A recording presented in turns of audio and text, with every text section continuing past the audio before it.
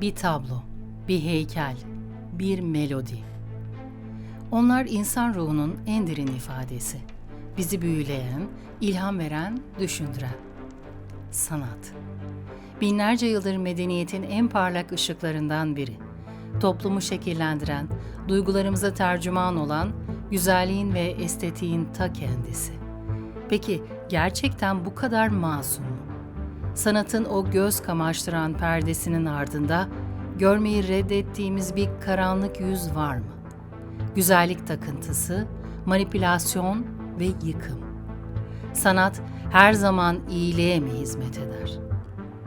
Zararlar belgeseli serimizin bu düşündürücü bölümü, sanatın karanlık yüzünde estetik ideallerin ve yaratıcılığın nasıl beklenmedik zararlara yol açabileceğini mercek altına alıyoruz. Hazır olun. Çünkü görecekleriniz sanatın sadece bir ilham kaynağı olmadığını, aynı zamanda insanlığı nasıl bir illüzyona sürükleyebileceğini gözler önüne serecek. Sanat, elitizmi ve eşitsizliği nasıl körüklüyor? Estetik ideal, beden ve ruh sağlığımızı nasıl tehdit ediyor? Sanat, propaganda aracı olarak nasıl kullanılıyor ve toplumu nasıl manipüle ediyor? Sanat piyasasının kirli yüzü ve kara para aklama skandalları. Ve en önemlisi, güzellik arayışı, insanlığı kendi özünden uzaklaştıran bir tutkuya mı dönüşüyor? Bu sadece bir analiz değil, bu bir sorgulama çağrısı. Sanatın karanlık yüzü başlıyor. Gerçekle yüzleşmeye hazır mısınız?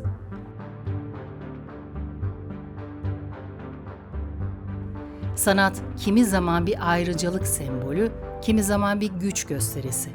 Büyük müzeler, özel galeriler, milyon dolarlık eserler. Sanat dünyası dışarıdan göz kamaştırıcı görünse de aslında derin bir elitizmi barındırıyor. Eserlerin astronomik fiyatları sanat koleksiyonculuğunu sadece zenginlerin oyunu haline getiriyor. Örneğin Picasso'nun Femme d'Auger tablosu 179 milyon dolara satılırken çoğu insan için bir müze bile lüks olabiliyor. Sanat sadece sanata erişimi olanların ayrıcalığına dönüşüyor. Bu durum toplumsal eşitsizliği pekiştiriyor. Sanat, zenginlerin statü sembolü haline gelerek zaten var olan ekonomik uçurumu daha da derinleştiriyor.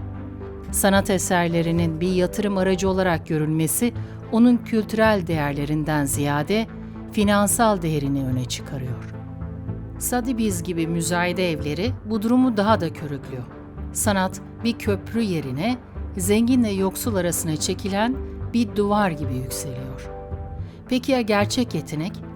Sanat eğitiminin pahalılığı, yetenekli ancak maddi imkanları kısıtlı gençlerin önünde aşılmaz bir engel teşkil ediyor. Sanat okullarına giriş koşulları, atölye maliyetleri. Tüm bunlar sanat dünyasına sadece belirli bir zümrenin girişine izin veriyor. Bu durum sanatın çeşitliliğini ve kapsayıcılığını sınırlayarak aslında insanlığın ortak mirası olan sanatı dar bir zümrenin tekelinde tutuyor.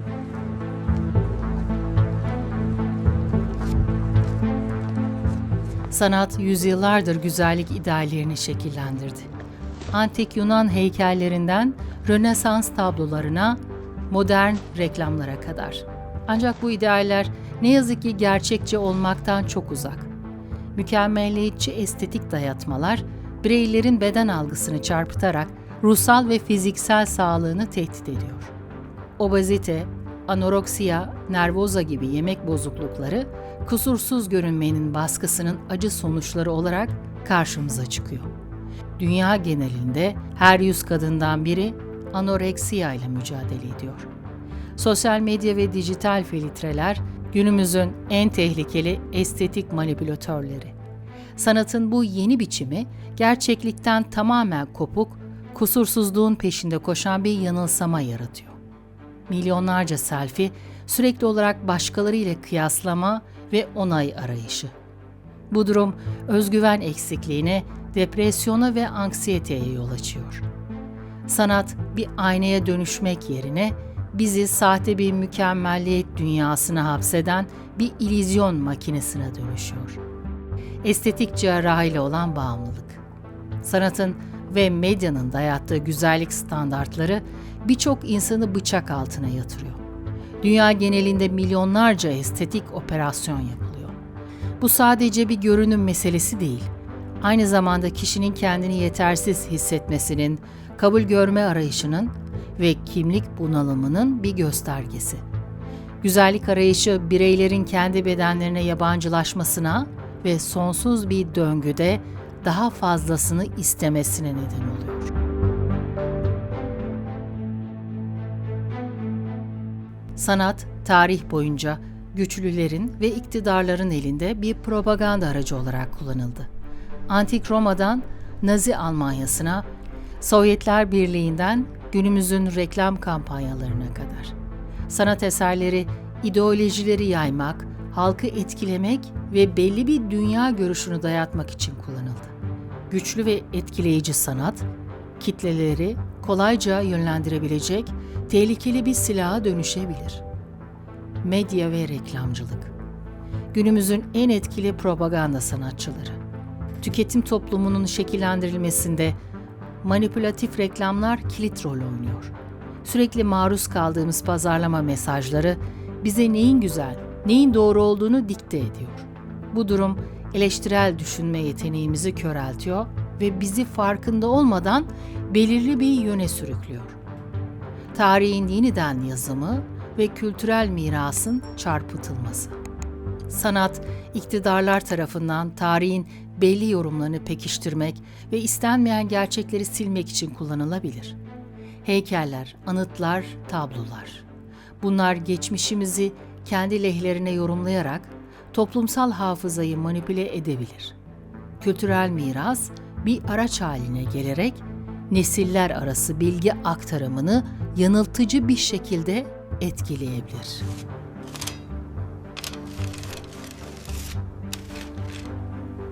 Sanat piyasası milyarlarca dolarlık bir sektör.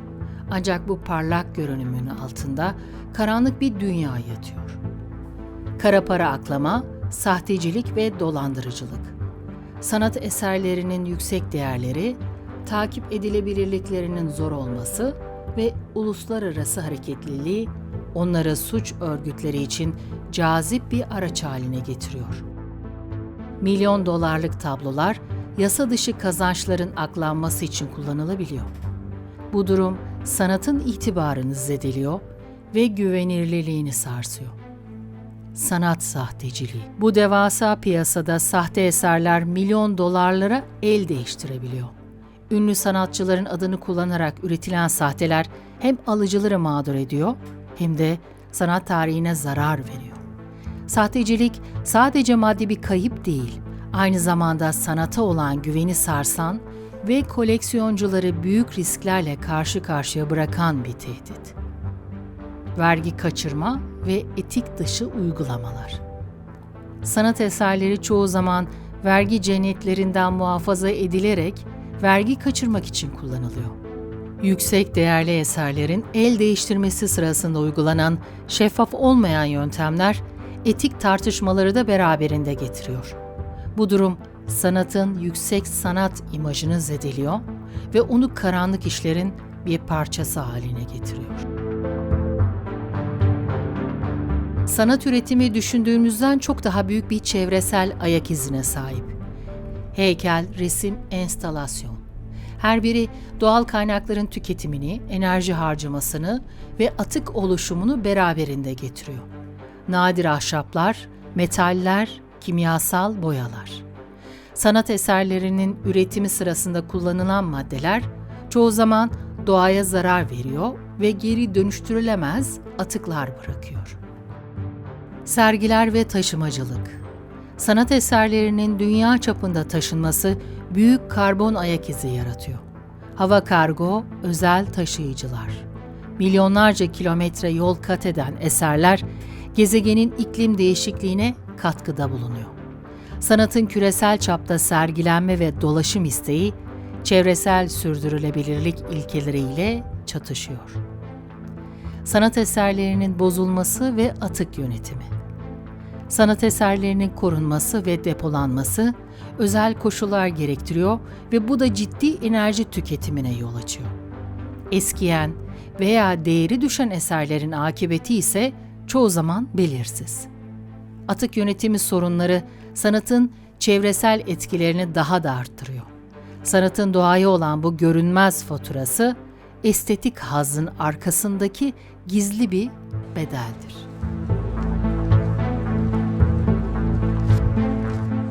NFT'ler ve kripto sanat. Dijital sanatın yükselişi, sanat dünyasına yeni bir boyut kazandırırken, beraberinde yeni çevresel ve etik sorunları da getiriyor.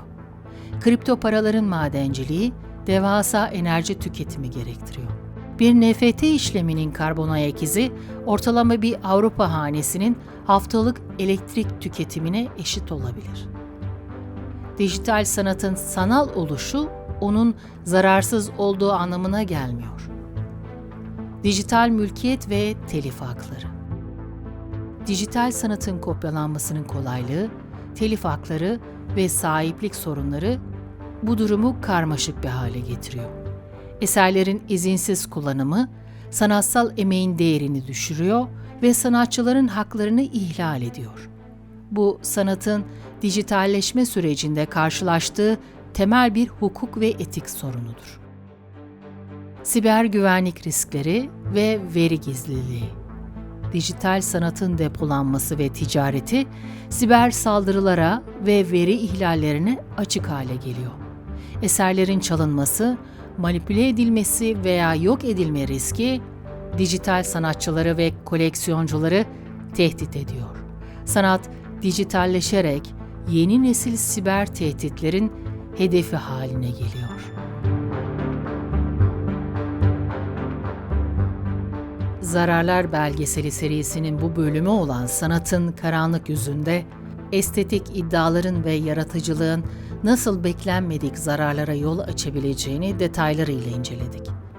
Sanatın elitizminden dayattığı güzellik kalıplarına, propagandanın gücünden sanat piyasasının karanlığına, çevresel etkilerden dijital sanatın getirdiği yeni risklere kadar sanatın paradoksal etkilerini gözler önüne serdik.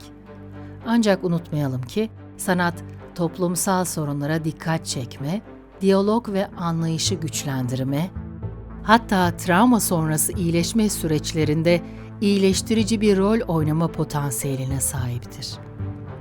Önemli olan sanatın bu dönüştürücü gücünü olumlu yönde kullanmak ve potansiyel zararlarını minimize etmek için bilinçli çabalar sarf etmektir.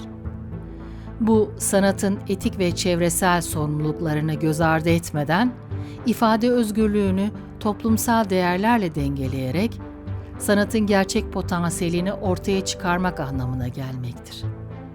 Sanatın karanlık yüzünü anlamak, çözüm üretmenin ilk adımıdır. Bu sadece bir uyarı değil, aynı zamanda bir çağrıdır. Değişim sizinle başlar.